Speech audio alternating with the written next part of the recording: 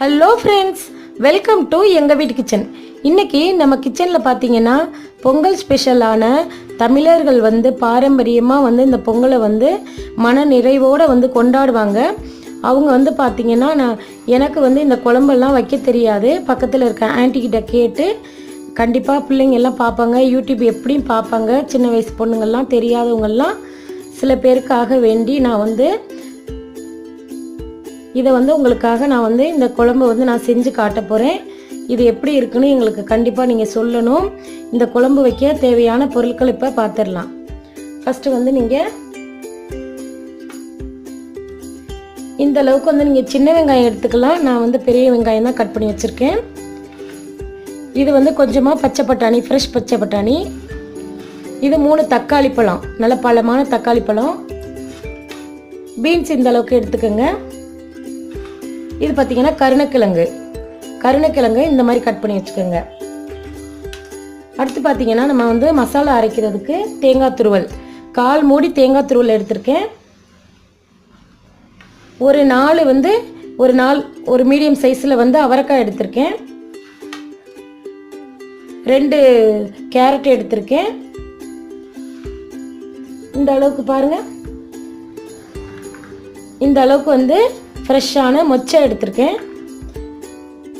இது மல்லித்தலை எடுத்திருக்கேன். இது அரைக்கிறதுக்காக நம்ம மல்லித்தலை எடுத்திருக்கோம். கத்திரிக்காயை கட் பண்ணிவிட்டு, இது 3 கத்திரிக்காய் கட் பண்ணிவிட்டு தண்ணியில் போட்டுருங்க. அது கருப்பாயிரும். இதுக்கு மசாலா பார்த்தீங்கன்னா 1 டேபிள் ஸ்பூன் மல்லித்தூள், ஒரு டேபிள் ஸ்பூன் மிளகாத்தூள், 1/4 டீஸ்பூன் மஞ்சத்தூள். இந்த அளவுக்கு புளிக்கரைசல். இதை எப்படி செய்யறதுன்னு நம்ம இப்போ பார்த்துடலாம். கட் பண்ணி வச்சிருக்க காய்கறிகள் எல்லாம் இப்போ இதில் சேர்த்துடலாம். உருளைக்கிழங்கு சேர்த்துக்கோங்க, கேரட்,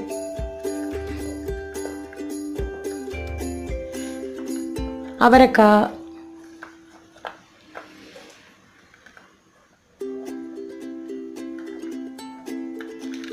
ஃப்ரெஷ்ஷான மொச்சைக்காய்,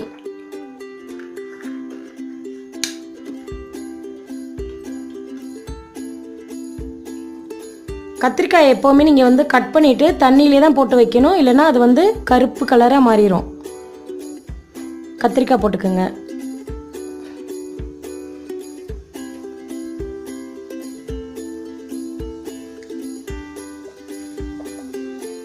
கருணக்கிழங்கு, பீன்ஸ் போட்டுடலாம்.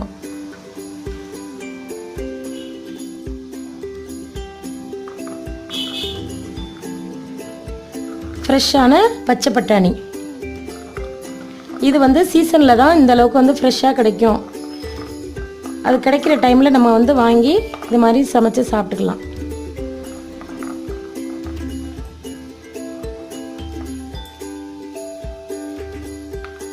இது வேகையில் இந்த அளவுக்கு வெங்காயம் சேர்த்துக்கோங்க.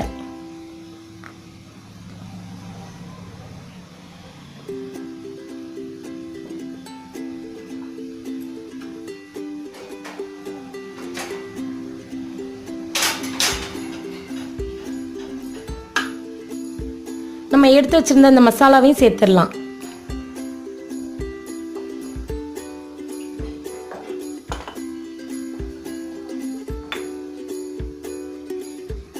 இந்த காய்கறிக்கு தகுந்த சால்ட்டும் போட்டுக்கணும்.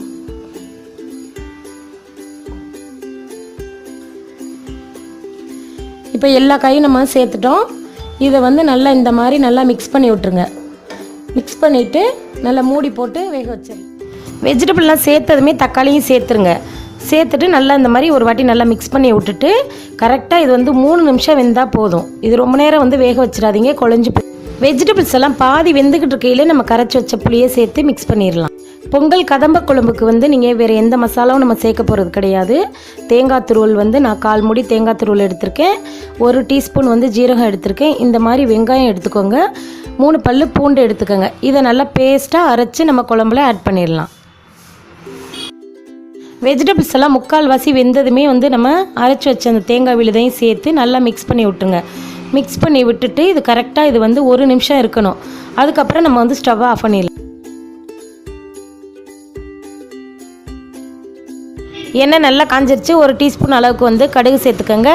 கடுகு உடஞ்சதுமே 3 வரமிளகாய் சேர்த்துக்கோங்க. இந்த குழம்புக்கு வந்து வெங்காயம் போடக்கூடாது, வரமிளகாய் போட்டு தான் தாளிக்கணும். ஸ்டவ்வை வந்து ஆஃப் பண்ணிவிட்டு பெருங்காயத்தூள் சேர்த்து நம்ம வந்து குழம்புல கொட்டிடலாம்.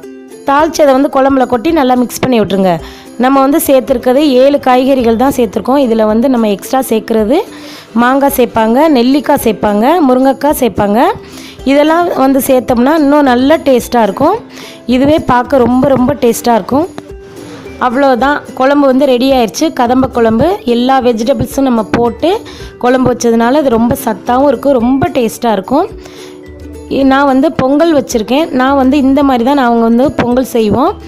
இதில் பார்த்திங்கன்னா வரமிளகாய், வெங்காயம், கருவேப்பிலை, மல்லித்தலை, ஜீரகம் போட்டு மிளகு போட்டு தாளித்த பொங்கல் இது. இது கூட வந்து இந்த குழம்பை வந்து சேர்த்து சாப்பிட்டு பாருங்கள், ரொம்ப டேஸ்ட்டாக இருக்கும். பக்கத்து விட்டு ஆண்டி கொடுப்பாங்க, பொங்கல் செஞ்சு இந்த குழம்பு செஞ்சு கொடுப்பாங்க. ரொம்ப ரொம்ப டேஸ்ட்டாக இருக்கும். இது எப்படி ஆண்டி செய்கிறதுன்னு சொல்லிவிட்டு நான் அவங்கள்ட்ட கேட்டு தான் இந்த குழம்பை வந்து நான் உங்களுக்காக வந்து நான் அப்லோட் பண்ணுறேன். இந்த வீடியோ பிடிச்சிருந்தால் லைக் பண்ணுங்கள், ஷேர் பண்ணுங்கள்.